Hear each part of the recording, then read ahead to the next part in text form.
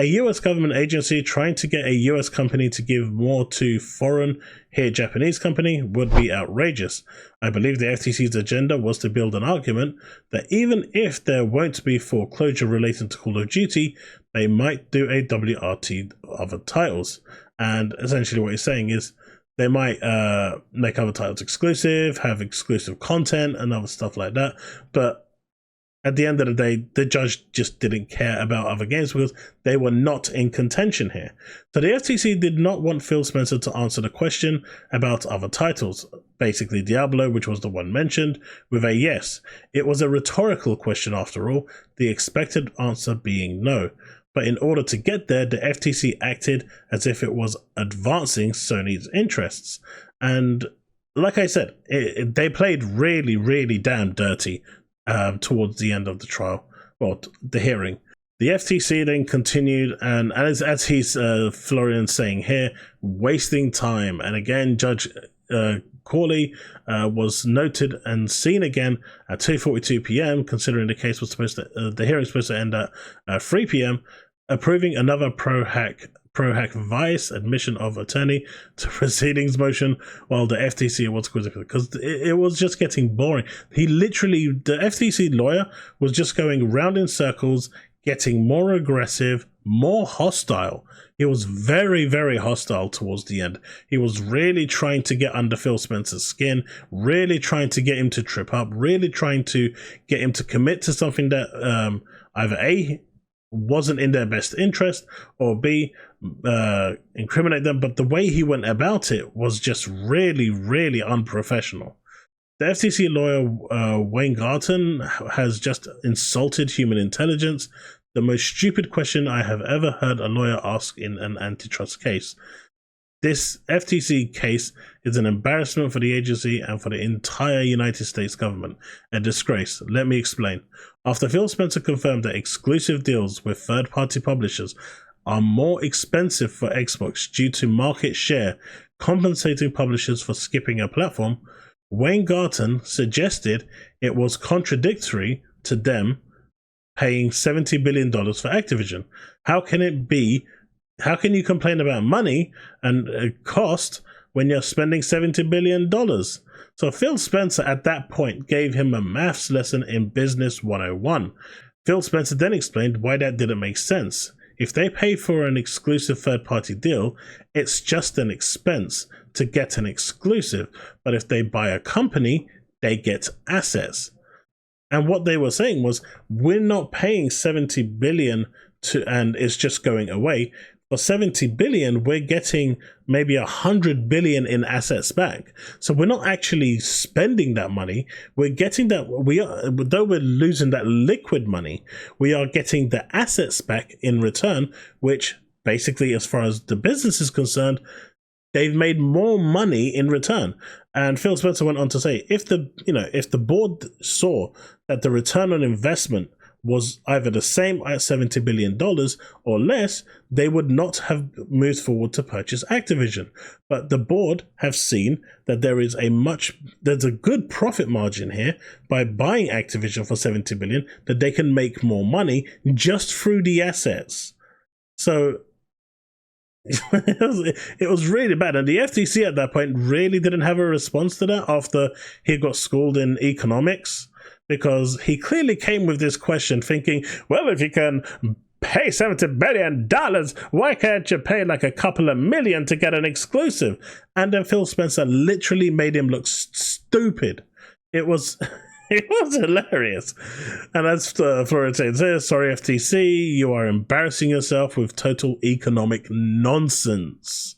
The judge also got tired of the FTC's unreasonableness and stupidness when the FTC lawyer wanted Phil Spencer to also make a commitment under oath for making games available on the cloud. Now remember, Phil Spencer promised that all Call of Duty titles will be available for the foreseeable future, at least for the 10 years, but he said as long as there's a PlayStation, all future PlayStations, Call of Duty will be on that platform, and he gave he made a commitment under oath to make that happen, right?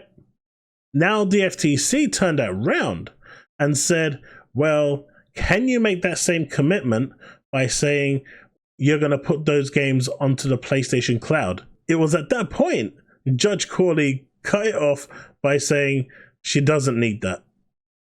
That's not relevant to what is going on here, and she was happy with the commitment that Phil Spencer made with his promise to keep Call of Duty on PlayStation 5 and all future versions of PlayStation as long as they exist. The FTC basically got completely and utterly bitch slapped there and made to sit down. They just literally had nothing that they could say in regards to this, and the judge just basically had enough. The judge could see that Phil Spencer for hours was being grilled by the FTC, and the FTC was going nowhere. They had no real win in any of those questionings. In turn, made the FTC lawyers decide to try a different route after the break by being extremely hostile, aggressive, somewhat actually disrespectfully insulting. But Phil Spencer kept his cool, answered where he could, and to the best of his ways. And I think the judge finally saw that what the FTC was doing was just unreasonable. It was so bad that they would actually be that hostile. It was really bad. And it just turned around and said, wait. We're talking about COD in physical form here, buddy, or on digital. You can't change the deal now, and you can't move the goalposts. I'm having none of that. I don't need to know any of that. His commitment to put it on PlayStation is enough for me. Moving on. And she literally told him to move on. And the judge and the lawyer just basically shut up and sat down. The FCC, a different lawyer, is now trying to get support from Google. They brought the Google lawyer, the guy who designed Google or made Google or whatever his name was, influential in Google. Let's just say that. I can't remember what his name was or his position. But the FTC basically tried to insinuate that the reason why they sucked and closed down was because of Microsoft. And after all their questioning, Stadia, they were saying that they couldn't get the AAA games that they wanted. They called the guy who was in charge of Stadia instead of admitting the real reason for Stadia's failure, which was that it had a bloody shit, monetizations. The model was shit. Let's be realistic. The actual service of Stadia was fantastic. I liked it. I actually subscribed to it every month until it foreclosed. But let's not beat around the bush. Paying 70, 80 quid for a game on, through the cloud was ludicrous. He obviously just tries to help the FTC against Microsoft. Now the lawyer for Microsoft, not Ben Wilkinson, cross-examining the Google guy. This was awesome. And it was just a massive L for Stadia, because at the end of the day, the Microsoft lawyer said, well, you're saying that exclusives were held against you, and they said yes, we weren't able to get the AAAs. And so she asked him, did you have any Activision games? And he said no. And she goes, well, does GeForce Now have any? Well, I don't know. Does Boosteroid have any? Well, I don't know. Does xCloud have any? I don't know. Well, who has them then? Because you're saying that those were the reasons why you failed and couldn't compete. But if no cloud service has those, and they're competing pretty well with each other, why weren't you able to compete? We need another smoke bomb, please. Can we have it delivered in 3, 2, 1? And that pretty much concluded. I mean, the the Judge Corley basically turned around and heard enough and said, you know what? I get where this is going, and you don't need to continue. You've proven your point. And yeah, that was it. Over here it says, he effed up already. He just said the Stadia competed with Xbox, ergo the cloud market doesn't exist. And that was the other thing, right? FTC brought on the guy in charge of Stadia, and when asked who they were competing against, Stadia's chief dude said that they were competing against Xbox, not xCloud. And that is a very big distinction, right? Saying that you're competing against Xbox means that you're basically positioning yourself in a console space. That completely killed the FTC's attempt at trying to use Google as their leverage to push this agenda that xCloud killed Stadia by not putting their games onto Stadia. Stadia, by that one statement, confirmed that they were a home console and not a competing cloud system because of their model that they were using. And well, that was pretty much it. The judge at that point called it quits. The next trial will be on Tuesday, and hopefully over the next few days after that, it will finally come to an end. They are going to have their closing judge statements, I believe, on Thursday or Friday, and then it will be up to the deliberation of the court to provide a response. But it does seem like next week is going to be the final straw for this. Honestly, at this point, I don't see what else the FTC can do to actually try and win anything back from this. They really did screw things up royally, and every kind of question and answer that they came up with, just, it was either wasting time or it was just not worth the effort. Their question, every question that was put to Phil Spencer, he pretty much shut them down. And at no point could they prove foreclosure in any point that they made. And with Phil Spencer under oath, which the judge seemed very happy to accept, saying that Call of Duty will remain on PlayStation 5, 6, whatever, all future versions of PlayStation as long as it exists, was pretty happy to take that as pretty much gospel because it was made under oath. So we'll see how the trial goes. There's still, always a chance for the FTC to turn it around.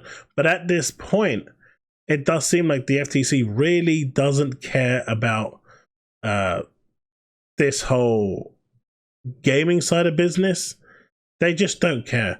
Their whole issue right now is to win political points in blocking big tech from getting bigger. That is all I can see. They're using any underhanded tactic that they can find to try and actually move forward and basically get this deal blocked. And in my opinion, I think the judge is now finally starting to witness that. The way she shut down the FTC lawyers twice and basically told them to sit down and just stop. That's enough. I'm not going to allow this anymore. She kind of got pissed off. I mean, with the one where the FTC lawyer turned around and actually asked about if Phil Spencer, under oath, will commit to putting it all on PlayStation Plus. Like, who the fuck are you to make that suggestion? Like, seriously, it was really bad. Like, who the freaking hell are you to turn around to Microsoft and say, and this is what the FTC was essentially saying, right? I know some people in chat, in the comment section, think I'm being biased, but I'm not being biased here. Let me make it clear. None of these companies are your friend. None of these companies care about you. Not Xbox, nor Sony. All they care about is the money in your wallet. So let's make that perfectly clear, right? But the FTC turning around and basically telling Microsoft and Phil Spencer, you are not allowed to have exclusive games. All your exclusive games need to be on PlayStation and on their cloud system is absolutely ludicrously bullshit. Make no mistake. Like, that really riled me up. The audacity that they could come out and say something like that. That they basically wanted every single game to be on PlayStation and they wanted every single game to be on their cloud system. Like, who the hell are you? And I hope the judge actually saw that, and well, the judge did see it, but I do hope that the judge takes that into consideration, and I think the judge did take that into consideration when she pretty much told him to sit the fuck down and shut up, because she had enough of his bullshit antics and hostile attitude to actually attack Phil Spencer. Don't get me wrong, if there's legitimate grounds for this deal to be blocked, then that's fine. But the way the FTC is going about it is completely illegitimate. And the only reason they want this blocked, and I don't even think, like I said, I don't think it's got nothing to do with gaming. It's purely about big tech.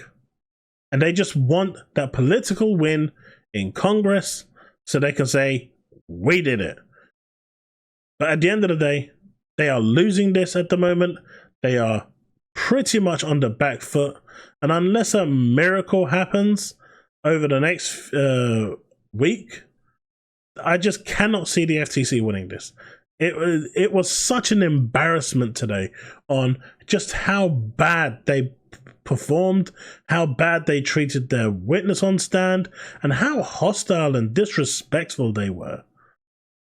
I don't like getting annoyed or frustrated, but the actual lawyer for the FTC, he overstepped the line a number of times. And there was only so much Judge Corley could actually take before she eventually told him, I'm not interested in that. And I don't care. It's not pertinent to this case. Or when he was turning around and saying, can you make that promise? And he's saying, well, you can't make that promise. Basically insinuating if Sony changed the contract deals to have the games for free, well, they should have them for free. And the judge stepped in and said, well, no, they're not going to have it for $0. That is stupid. That is not going to happen. Like, what is... I don't get what the FTC's game is. I mean, I'm pretty sure it's to block big tech. But at this point, they have to be getting paid by Sony in one way or another. They have to be on some form of payroll, because to support Sony this much, considering how many exclusives they get, how they control the market, how they dictate pretty much what goes on Game Pass and what doesn't when it comes to third-party software, it's ludicrous. It's absolutely ludicrous, and it is extremely hot here, so I'm going to call this video there. Thank you so much for watching, and I'll see you next time. Remain legend.